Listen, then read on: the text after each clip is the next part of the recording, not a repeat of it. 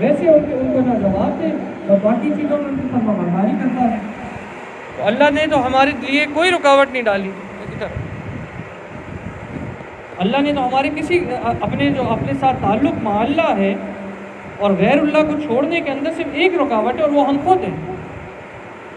اگر ہم اپنے نفس پہ قدم رکھ دیں تو آج ہی اسی وقت، اس میں کوئی تاخیر بھی نہیں کہ وہ کہتے ہیں بھائی وہ پروگرام فلانے دن ہوگا، وہ کام تمہارا ہفتے بعد ہوگا، یہ فائل 3 مہینے بعد بن کر آئے گی۔ یہ تو ابھی نقد سودا ہے، اسی وقت کا سودا۔ ابھی آپ نیت کریں کہ آج کے بعد میں توبہ کرتا ہوں، آج کے بعد میں اللہ تعالیٰ کی کوئی نافرمانی نہیں کروں گا، کوئی کام میں ایسا نہیں کروں گا جس سے میرا اللہ ناراض ہو۔ بیوی کی ناراضگی کی ہمیں فکر، چاچا کی ناراضگی کی ہمیں فکر، سردار کی ناراضگی کی ہمیں فکر، استاد کی ناراضگی کی ہمیں فکر۔ اللہ اور اس کا رسول روز ہم سے ناراض ہوتے ہیں، ہمیں اس کی کوئی پرواہ نہیں۔ اور ایک حدیث میں ہے کہ امت کے اعمال جو ہیں وہ روزانہ حضور نبی کریم صلی اللہ علیہ وسلم کے سامنے پیش ہوتے ہیں۔ ہمارا درود شریف جو ہم پڑھتے ہیں یہ بھی باپ کے نام کے ساتھ فرشتے پہنچاتے ہیں کہ آپ کے فلانے امتی نے آپ کے اوپر درود شریف پڑھا۔ تو ہمارے کیا اعمال پیش ہوتے ہوں کہ ہم نے اپنی زندگیوں میں دین کو، اللہ اور اس کے رسول کو کوئی اہمیت ہی نہیں دی، جبکہ ہم جانتے ہیں کہ دنیا کی زندگی دھوکے کا گھر ہے۔ ہم نے اپنے باپ کو جاتے دیکھا، ہم نے اپنے دادا کو جاتے دیکھا، پردادا کو جاتے دیکھا، بڑے بڑے سرداروں کو، بادشاہوں کو قبر کے نیچے دفن ہوتے دیکھا۔ وہ کیا لے کر گئے صاحب؟ کچھ بھی نہیں لے کر گئے۔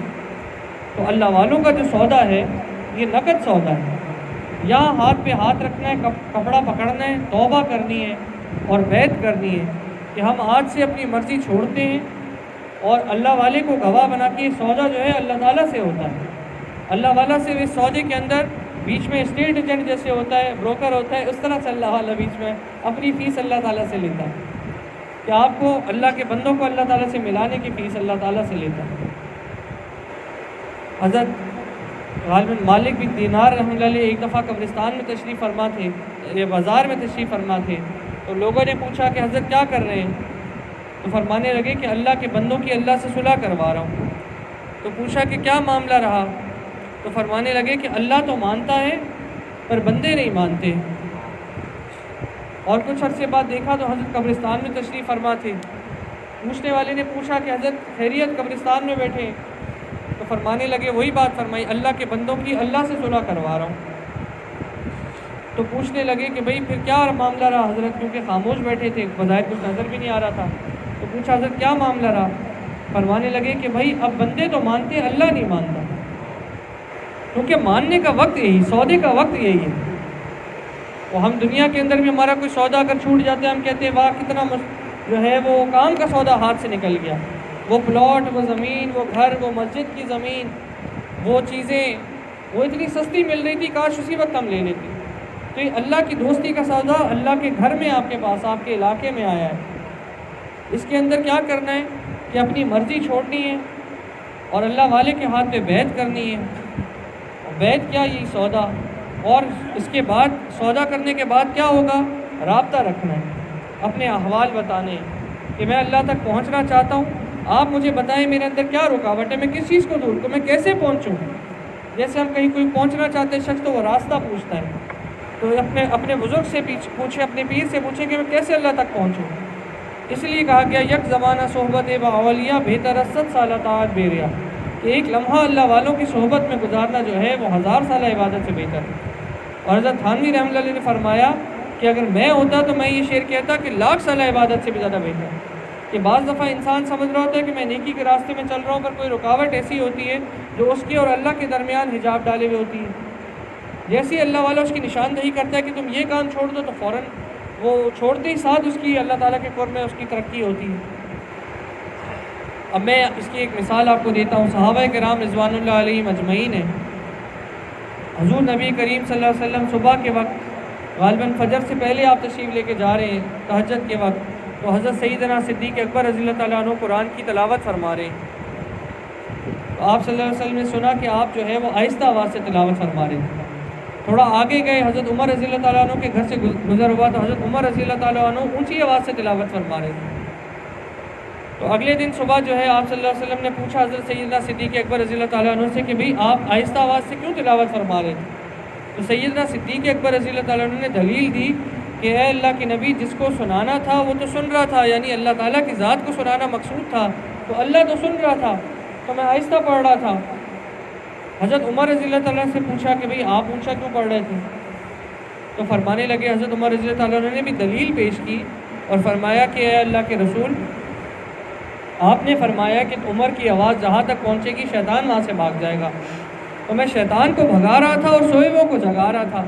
تو بات تو بالکل صحیح فرمائی، پر آپ صلی اللہ علیہ وسلم نے کیا فرمایا؟ کیونکہ پیر و مرشد تھے نا، پوری امت کے پیر و مرشد ہیں، تو آپ نے کیا فرمایا؟ حضرت ابوبکر صدیق سے فرمایا کہ آپ تھوڑا سا اونچی آواز سے پڑھا کریں، اور حضرت عمر رضی اللہ تعالیٰ عنہ سے کیا فرمایا کہ آپ تھوڑا سا آہستہ آواز سے پڑھا۔ تو علماء فرماتے ہیں کہ اس کے اندر حکمت یہ تھی کہ اب اگر کوئی حضرت ابوبکر رضی اللہ تعالیٰ عنہ سے پوچھے گا کہ اے صحابی رسول، آپ جو ہے قرآن مجید یہ جو جس آواز سے پڑھتے ہیں تھوڑا سا اونچا پڑھتے ہیں، کیوں پڑھتے ہیں؟ تو اب وہ کیا جواب دیں گے؟ دلیل دیں گے دوبارہ۔ اب وہ کہیں گے حضور نبی کریم صلی اللہ علیہ وسلم نے فرمایا کہ ایسے پڑھو۔ تو آپ کے عمل کا رتبہ کتنا بڑھ گیا کہ اب آپ کا قرآن پڑھنا بھی حضور نبی کریم صلی اللہ علیہ وسلم کی اتباع میں ہو گیا، کہ آپ کا قرآن بھی آپ صلی اللہ علیہ وسلم کی بتانے کے مطابق آواز میں پڑھ رہے ہیں۔ تو جب جب وہ پڑھتے جائیں گے تو مراتب اور بڑھتے جائیں گے۔ اب حضرت عمر رضی اللہ تعالیٰ عنہ سے کوئی پوچھے گا کہ آپ آہستہ کیوں پڑھتے ہیں، تو وہ بھی اب دلیل کی جگہ اتباع کی طرف اشارہ فرمائیں گے کہ حضور نبی کریم صلی اللہ علیہ وسلم نے فرمایا کہ آہستہ پڑھا کرو، میں ان کی اتباع میں آہستہ پڑھ رہا ہوں، ان کے فرمانے پہ میں آہستہ پڑھ رہا ہوں۔ تو یہ راستہ جو ہے پیری مریدی کا جو راستہ ہے، اس کے اندر آپ کو پیر نے کیا دینا ہے؟ آپ کو جو ہم محنت جو ہے ہماری وہ اخلاص کی محنت ہے، کہ آپ کو اللہ مل جائے، اللہ تعالیٰ آپ کے دل میں بس جائے۔ تو اللہ تعالیٰ جب دل میں بس جاتے ہیں تو ہر چیز سے پھر انسان کی توجہ ہٹ جاتی ہے۔ یہ دنیا کے فائدے، دنیا کی محبتیں، دنیا کی لذات، دنیا کی خواہشات، یہ سب انسان کے سامنے زیر ہو جاتی، مٹی ہو جاتی بالکل۔ یہ ہمارے نفس کا دھوکہ ہے کہ ہر چیز ہمیں قیمتی لگتی ہے۔ جس کو اللہ تعالیٰ مل جاتے ہیں، پھر وہ چاہے ریگستان میں بیٹھا ہوا ہو، چاہے وہ امریکہ کے کسی برفیلے پہاڑوں میں بیٹھا ہو، اس کے لیے برابر، چاہے وہ محل کے اندر بیٹھا ہوا ہو، پھر چاہے وہ کچے جھونپڑے میں بیٹھا ہو، اس کے لیے برابر، کیونکہ اللہ تعالیٰ اس کے دل کے اندر بس گئے، اس کو اللہ تعالیٰ مل گئے۔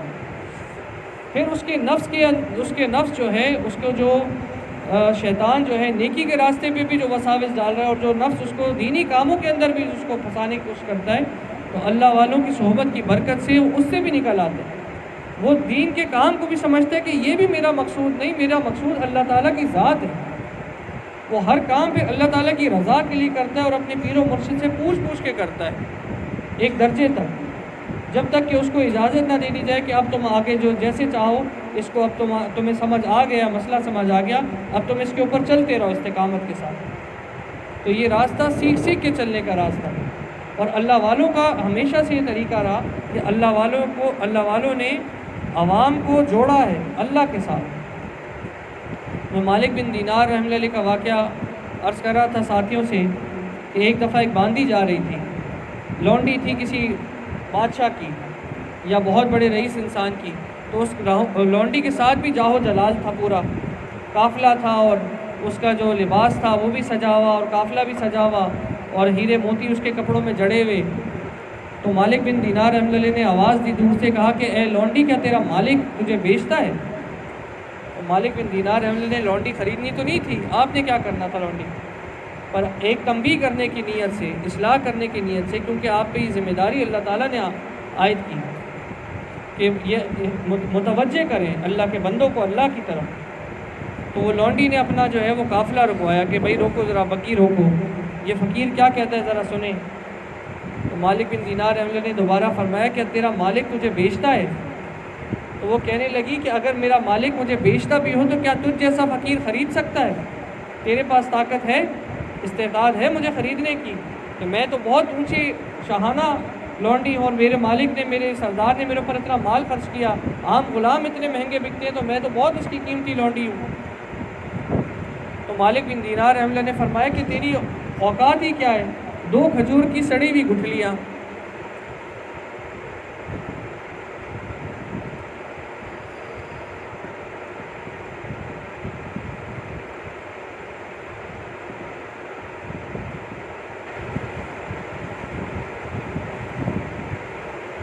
تو لونڈی کہتی ہے کہ یہ ان کو ساتھ لے چلو دربار میں، یہ جو ہے وہاں پہ تھوڑا سا شغل میلہ رہے گا، ان کی باتیں بڑی دلچسپ لگتی ہیں کہ کیا عجیب سی باتیں کر رہے ہیں، تو ان کو وہیں لے چلو میرے آقا کے پاس۔ تو ان کو ساتھ لے لیا، مالک بن دینار رحمۃ اللہ بھی تشریف لے گئے۔ جب وہاں دربار میں پہنچے تو مالک بن دینار رحمۃ اللہ کو دیکھتے ہی اس کے آقا جو تھا، اس کا جو سردار تھا، جو بادشاہ وہاں کا شاہ جو تھا، اس کے اوپر ہیبت اور روب طاری ہو گیا ان اللہ والوں کو۔ وہ پہچان گیا کہ یہ کوئی فقیر ہے، یہ کوئی اللہ والے ہیں، یہ کوئی عام فقیر نہیں ہے، یہ اللہ والے ہیں۔ تو اس نے پوچھا آپ کیا چاہتے ہیں؟ وہ کھڑا ہو گیا اپنی مسند سے۔ تو مالک بن دینار رحمۃ اللہ نے فرمایا کہ میں آپ کی یہ لونڈی خریدنا چاہتا ہوں، یہ لونڈی بیچتے ہو؟ تو اس نے کہا آپ کیا قیمت دیں گے اس لونڈی کی؟ مالک بن دینار نے فرمایا کہ 2 کھجور کی سڑی ہوئی گٹھلیاں۔ تو اس نے کہا یہ قیمت آپ نے کیوں کر تجویز فرمائی؟ وہ سمجھ گیا کہ کوئی حکمت ہے اس کے پیچھے۔ تو مالک بن دینار رحمۃ اللہ نے فرمایا کہ اس لیے تجویز فرمائی کہ یہ عیب دار ہے۔ پوچھا کہ کیا عیب ہے؟ تو فرمانے لگے کہ بھائی یہ اگر غسل نہ کرے تو اس کے پورے جسم میں سے بدبو آئے، بالوں میں جوئیں پڑ جائیں، ناک میں اس کی غلاظت، پورے جسم میں اس کی غلاظت، پیشاب پخانہ یہ کرتی ہے، حیض اس کو آتا ہے، اور طرح طرح کی بیماریوں میں یہ مبتلا ہوتی ہے۔ یہ تو ظاہری بیماریاں ہو گئی، اس کی عیب ہو گئے، اور باطنی عیب اس کے یہ ہیں کہ یہ جو ہے بغض اس کے اندر، کینہ اس کے اندر، غصہ اس کے اندر، حسد اس کے اندر، اور وفاداری اس میں نہیں۔ تیرے بعد تیرے جانشین کے ساتھ ایسی گھل مل جائے گی جیسے آج تیرے ساتھ ہے، تو اس کے اندر تو وفا بھی نہیں۔ پر فرمایا کہ میرے پاس اس سے بہتر ایک سودا ہے۔ تو اس نے کہا کہ کیا؟ فرمایا کہ میرے پاس ایک ایسی لونڈی ہے تمہارے لیے جس کو اللہ تعالیٰ نے خود اپنے ہاتھوں سے بنایا ہے، اور مشک اور زعفران کے باغات میں اس کی جو ہے وہ پیدائش اور افزائش ہوئی ہے، اور اس کو یاقوت اور موتیوں سے اللہ تعالیٰ نے سجا رکھا ہے، اور اس کی فضائل بتائی کہ وہ دنیا کو ایک نظر دیکھ لے تو پوری دنیا روشن ہو جائے۔ تو اس نے پوچھا کہ اے شیخ اس کی کیا قیمت کیا ہے اس کی؟ تو فرمایا کہ رات کے وقت اٹھ کے، کسی بھی وقت رات کو اٹھ کے اپنے مالک کے لیے 2 رکعت نماز نفل اس کی قیمت ہے۔ 2 رکعت نماز نفل پڑھو، یہ اس لونڈی کی قیمت ہے، اس حور کی قیمت ہے جو تیری لونڈی سے بہت درجے بہتر ہے۔ تو یہ سنتے ہی وہ سمجھ گیا اور اس نے توبہ کی، اس شاہ نے، اس شیخ نے توبہ کی، اور اس نے دیوار پہ ایک موٹا کپڑا لٹکا ہوا تھا، اس نے وہ کپڑا اتارا، اپنا شاہانہ لباس اتارا اور وہ لپیٹا۔ تو لونڈی نے بھی دیکھا، لونڈی نے بھی کہا کہ بھئی میں بھی توبہ کرتی ہوں، اس نے بھی شاہانہ لباس چھوڑا اور موٹا کپڑا لپیٹ لیا، اوڑھ لیا اس نے اپنے بھی اوپر، اور دونوں جو ہے وہ پھر اللہ تعالیٰ کی بندگی میں لگ گئے۔ اور مالک بن دینار رحمۃ اللہ نے ان کو دعا دی۔ تو مقصد جو تھا مالک بن دینار رحمۃ اللہ کا اس سودے، اس بیعت کی بات سے تھا، وہ بیعت کیا تھی؟ وہ لونڈی کو خریدنا نہیں تھی، وہ بیعت تھی ان کو اللہ تعالیٰ کی طرف متوجہ کر دینا۔ اسی طرح ایک اللہ والے تھے، ان کے دروازے پہ غالباً مالک بن دینار رحمۃ اللہ علیہ تشریف لے کے گئے اور دستک دی۔ انہوں نے وہ ایک نوجوان تھا، وہ ہر وقت جو ہے عیاشی کے اندر اور جو ہے فضول خرچی کے اندر، دنیا کی زندگی کے اندر لگا رہتا تھا۔ اس نے دروازہ کھولا تو انہوں نے آگے سے کہا، وہ غالباً وہ آیت پڑھی کہ کیا ابھی وہ وقت نہیں آیا کہ اہل ایمان کے قلوب جو ہے وہ اللہ تعالیٰ کی محبت سے لرز جائیں، اور دیگر کچھ اللہ تعالیٰ کے کلام سے کچھ پڑھا۔ تو وہ شخص جو تھا اس وقت وہ ننگے پاؤں باہر آیا تھا، تو اس نے اسی وقت ان کے ہاتھ پہ توبہ کی۔ اس طرح کے اللہ والوں کے واقعات گزرے ہیں لوگوں کی اصلاح کے لیے، اور اس کے بعد جو ہے وہ ساری زندگی جو ہے توبہ کرنے والا نوجوان ننگے پاؤں رہا، کیونکہ اس نے کہا کہ جس وقت میری اللہ تعالیٰ سے صلح ہوئی تھی اس وقت میں ننگے پاؤں تھا۔ تو وہ اس وقت کی جو ہے عقیدت اور احترام میں وہ ساری زندگی پہ نوجوان وہ ننگے پاؤں ہی رہا۔ حضرت سفیان ثوری رحمۃ اللہ علیہ کا واقعہ آتا ہے، اللہ تعالیٰ نے خود اپنے بندے کی تربیت فرمائی کہ مسجد میں داخل ہو رہے تھے، غلطی سے بایاں پاؤں رکھ دیا، تو غیب سے آواز آئی کہ او بیل، تجھے ابھی تک میرے گھر میں داخل ہونے کا ادب نہیں آیا؟ تو آپ نے اپنا نام ثوری رکھ لیا، یعنی عربی میں ثور بیل کو کہتے ہیں، کہ مجھے اس انداز سے میرے اللہ تعالیٰ نے مخاطب کیا، اور میری اصلاح جو ہے وہ اللہ تعالیٰ نے میری اصلاح کی فکر کی۔ تو جو اللہ تعالیٰ کا ہو جاتا ہے اللہ تعالیٰ اس کے ہو جاتا ہے۔ اور حدیث قدسی میں بھی آتا ہے کہ میرے بندہ مومن تو میری طرف 1 قدم بڑھا، میں تیری طرف 10 قدم بڑھاؤں، تو میری طرف چل کر آ، میں تیری طرف دوڑ کر آؤں گا۔ تو بیانات تو آپ اللہ والے علماء سے سنتے رہتے ہیں، پر یہ کہ ہم اب متوجہ بھی ہوں علم علوم جو ہیں وہ اکثر ہم نے پڑھ رکھے ہیں، بہت ساری دین کی باتیں سن رکھی ہیں، پر اللہ تعالیٰ کا قرب جو حاصل ہوتا ہے وہ تقویٰ سے حاصل ہوتا ہے۔ اللہ تعالیٰ کے نزدیک سب سے زیادہ معزز وہ ہے جو تقویٰ میں آگے۔ اور بزرگ فرماتے ہیں کہ اگر کسی کے سامنے اللہ تعالیٰ لوح محفوظ کھول کے رکھ دیں اور وہ اس کے اندر سے علوم دیکھ دیکھ کر نقل کرے تو بھی اللہ تعالیٰ کے قرب میں ایک قدم بھی اس کا آگے نہیں بڑھے گا، کیونکہ اللہ تعالیٰ کے قرب میں قدم انسان کا بڑھتا ہے عمل کے ذریعے، جب تک وہ عمل نہیں کرے گا، اور عمل کے اندر جو طاقت چیز بھرتی ہے وہ ہے اخلاص۔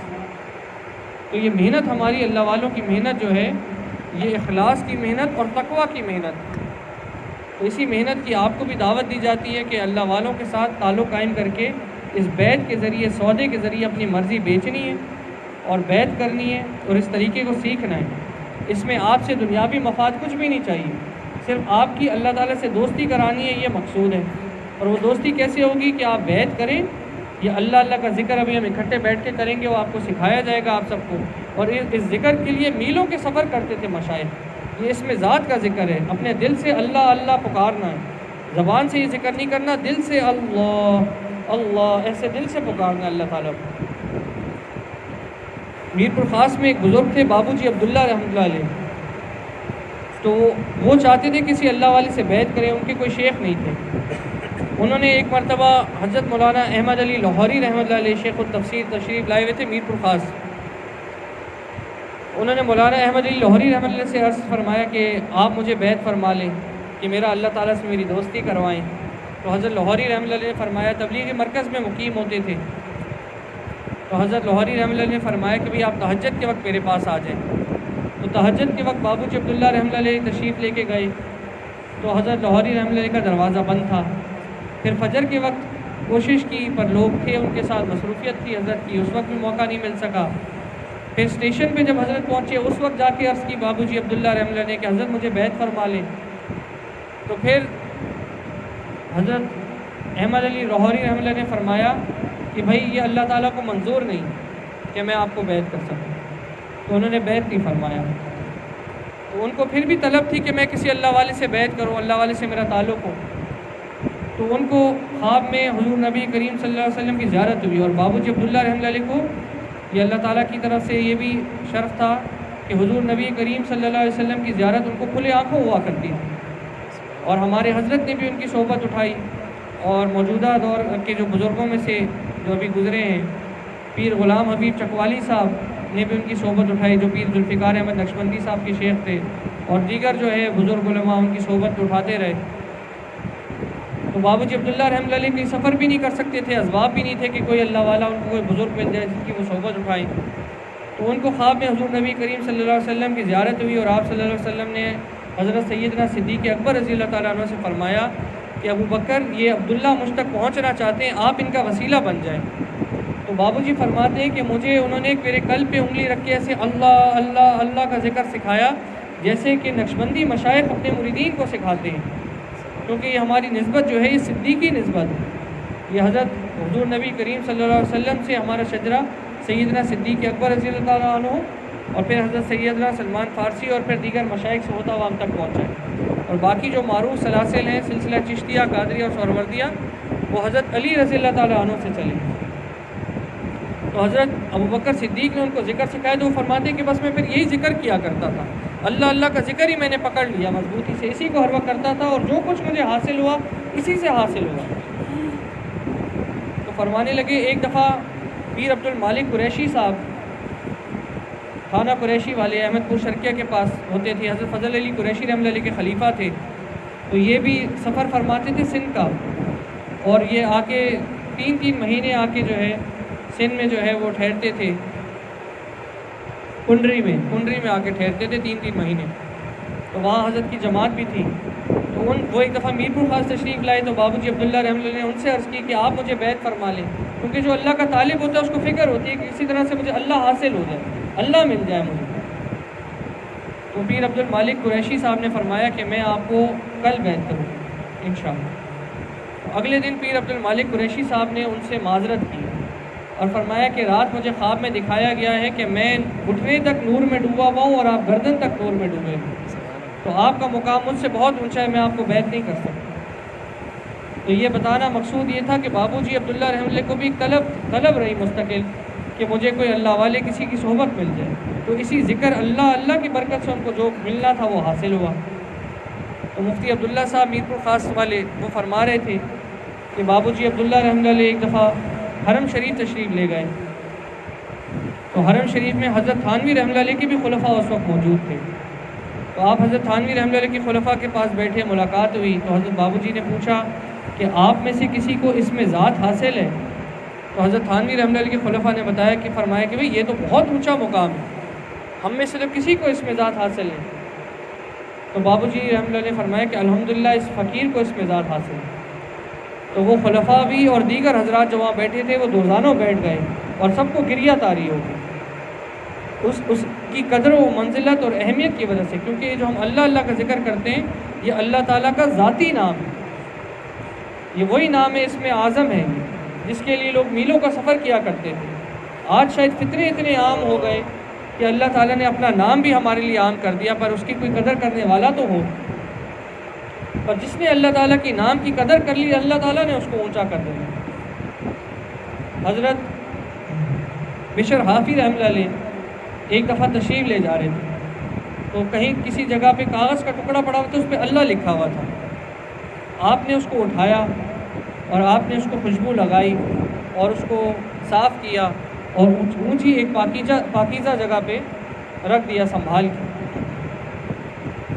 تو اللہ تعالیٰ نے فرمایا کہ بھئی تو نے میرے نام کی عزت رکھی ہے، تو نے میرے نام کو اونچا کیا ہے، میں دنیا میں تیرے اور آخرت میں تیرے نام کی عزت رکھوں گا، تجھے میں اونچا کروں گا۔ تو حضرت امام احمد بن حنبل رحمۃ اللہ علیہ کے دور میں ایک بزرگ تھے، وہ فوت ہوئے، تو ان کے شاگرد کے خواب میں آئے۔ تو شاگرد نے پوچھا کہ حضرت کیا معاملہ رہا آپ کے ساتھ، استاد صاحب آپ کے کیسے آپ فوت ہوئے، کیا معاملہ رہا؟ تو فرمایا کہ بھی اللہ تعالیٰ نے بہت اکرام فرمایا اور انعامات عطا فرمائے، اور جو میں نے دین کی خدمت کی اس کے اوپر بہت اللہ تعالیٰ نے نوازا۔ تو وہ شاگرد نے طالب علم نے پوچھا، جیسے طلباء کا شوق ہوتا ہے، طالب علم نے پوچھا کہ خواب میں ہی کہ حضرت امام احمد بن حنبل رحمۃ اللہ علیہ کا کیا واقعہ رہا؟ تو فرمایا کہ بھائی ان کو خلق قرآن والے مسئلے کے اوپر اللہ تعالیٰ نے بہت نوازا اور ان کو ایک تاج پہنایا اللہ تعالیٰ نے۔ امام احمد بن حنبل کو ایک تاج اللہ تعالیٰ نے پہنا رکھا ہے اور بہت ان کو جو ہے انعامات سے اللہ تعالیٰ نے نوازا۔ تو طالب علم کو خیال آیا اور طالب علم نے کہا کہ حضرت وہ بشر حافی رحمۃ اللہ علیہ جو تھے اللہ والے، ان کا کیا حال ہوا؟ تو استاد صاحب فرمانے لگے کہ واہ واہ، بشر کا کیا پوچھتے ہو، وہ تو دریائے نور میں، نور کے دریا میں، نور کے سمندر میں غوطے لگا رہے ہیں، اور اللہ تعالیٰ نے ان کو اپنے سامنے بٹھا رکھا، اور اللہ تعالیٰ نے فرمایا کہ قیامت تک میرے سامنے بیٹھے رہو اور مجھے دیکھتے رہو۔ تو انہوں نے کیا کیا، وہ کیا کرتے تھے بشر حافی؟ یہی اللہ تعالیٰ کی محبت، دل میں اللہ تعالیٰ کے نام کو عزت دی۔ تو ہم نے یہی اللہ تعالیٰ کا نام جو ہے یہ دل میں بسانا، جو اللہ تعالیٰ کے صفاتی نام ہیں سارے، اس کے اندر کوئی نہ کوئی انسان کی، ہم خود سے ذکر کرتے ہیں مختلف صفاتی ناموں کا، پر اس کے اندر کوئی نہ کوئی ہمارا ذاتی مفاد بھی بیچ میں آتا ہے۔ جیسے کوئی یا غفار ذکر کرتا ہو تو اس کے اندر ایک نیت بیچ میں یہ آتی ہے کہ بھئی اللہ تعالیٰ میری مغفرت فرما دے اس کے بدلے، یا لطیفوں کا ذکر کرنے سے ایک جو ہے نیت بیچ میں یہ آتی ہے کہ اللہ تعالیٰ میرے کاموں میں آسانی پیدا فرمائے، میرے ساتھ جو ہے وہ کوئی حادثہ نہ ہو، کوئی مشکلات نہ آئیں۔ تو اللہ تعالیٰ کے صفاتی ناموں کا ذکر جو شخص کوئی بھی خود سے کرے تو اس میں کوئی نہ کوئی بیچ میں مفاد یا مقصد آ جاتا ہے، یا ہمارا یہ مقصد رہتا ہے کہ اللہ تعالیٰ ہمیں جنت دے دے، یا ہمارا یہ مقصد رہتا ہے کہ اللہ تعالیٰ ہمیں عذاب سے بچا کے رکھے۔ پر اللہ تعالیٰ کا ذاتی نام لینے کے اندر انسان کو جو ہے وہ دائمی اخلاص حاصل ہوتا ہے کہ اس کے اندر کوئی اور مقصد نہیں، صرف اللہ۔ ہمارے حضرت ناصر الدین خاقوانی صاحب دامت برکاتہم العالیہ کے شیخ مکرم حضرت مولانا علاء الدین شاہ صاحب جیلانی رحمۃ اللہ علیہ فرماتے تھے کہ اللہ کو اللہ سے اللہ کے لیے مانگو، کہ کوئی اور غرض نہ ہو بیچ میں، کہ اس سے کوئی ہمارا اور مقصد ہو، کوئی دینی مقصد، کوئی دنیاوی مقصد، کسی کی محبت، اولاد کی محبت، مال کی محبت، کسی چیز کی محبت، کوئی چیز، ہر چیز کا رد کر دے دل، صرف اللہ تعالیٰ اور اس کی ذات، صرف اللہ تعالیٰ۔ یہ کلمہ طیبہ پہ بھی جو ہے ہم پڑھتے ہیں تو پہلے نفی ہے، لا الہ الا اللہ، پہلے ہر طرح کے الہ کی نفی ہے، پھر اللہ تعالیٰ کا اثبات۔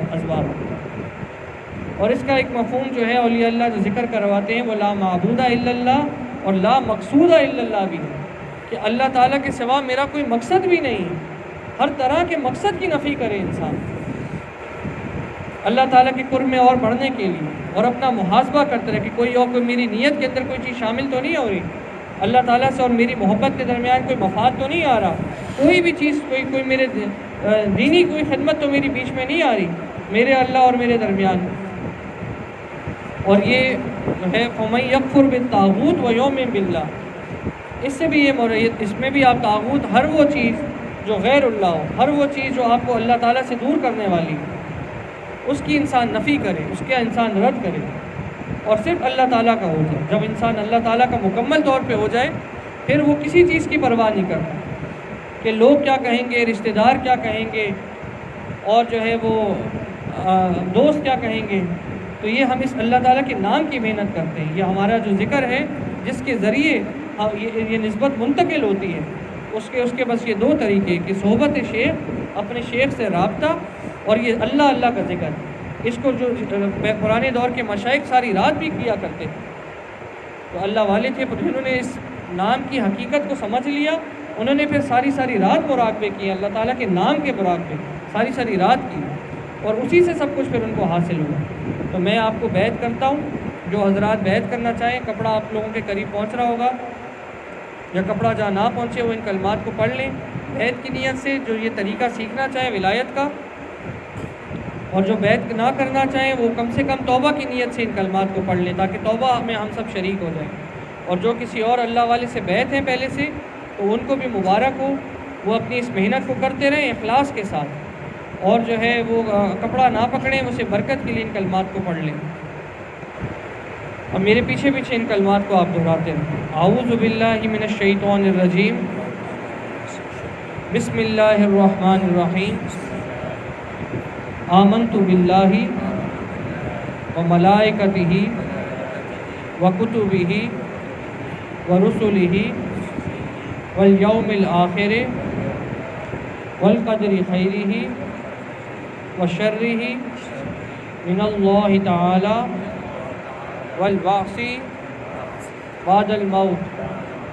آمنت باللہ کما ہوا باسمائہ وصفاتہ وقبلت جمیع احکامہ واشہد ان لا الہ الا اللہ واشہد ان محمدا عبدہ ورسولہ۔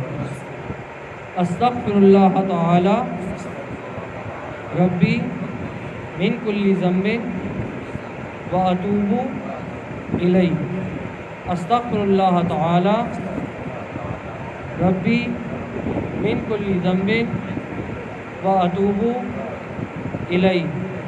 استغفر اللہ تعالی ربی من کل ذنب واتوب الیہ۔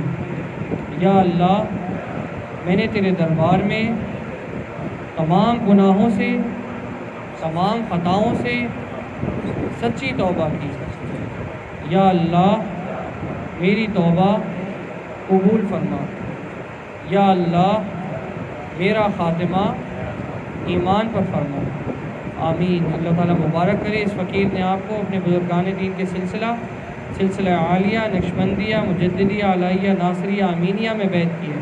اللہ تعالیٰ میرے مشائخ کی نسبت یعنی جو تعلق ان کا اللہ تعالیٰ کے ساتھ تھا وہ ہم سب کو بھی نصیب فرمائیں، اور آپ کو اس زمانے کے بہترین اولیاء اللہ میں شامل فرمائیں۔ اور یہ عین ممکن ہے، یہ جو اللہ والے تھے ان کے مقامات آج بھی اللہ تعالیٰ نے کھلے رکھے، صرف اپنی مرضی چھوڑنی ہے۔ جس نے جتنی اپنی مرضی چھوڑی اور اللہ تعالیٰ کی رضا کا طریقہ اختیار کیا، وہ آج بھی حضرت مجدد الفسانی، حضرت باقی باللہ، حضرت جو ہے شیخ عبد القادر جیلانی رحمۃ اللہ کے مقام پہ پہنچ سکتا ہے۔ مقامات اللہ تعالیٰ نے کھلے رکھے ہیں، بند نہیں ہوئے مقامات، ولایت کے مقامات کھلے ہوئے ہیں آج بھی۔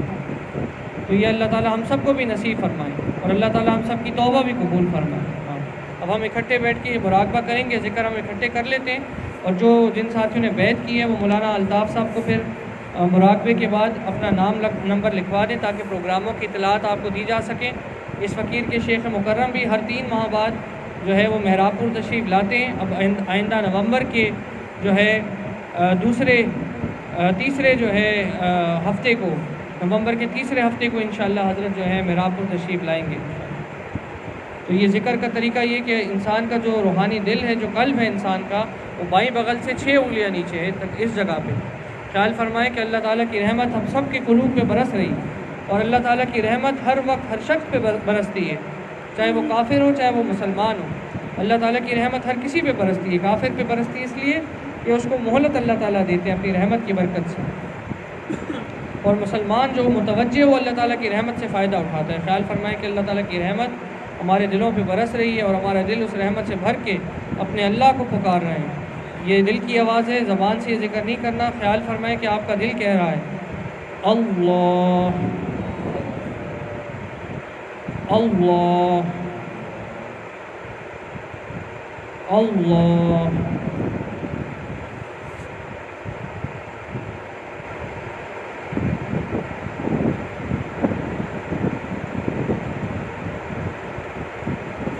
اپنا خیال دل کی طرف، اور دل کا خیال اللہ تعالیٰ کی طرف، اور دل سے اللہ اللہ کہتے ہیں۔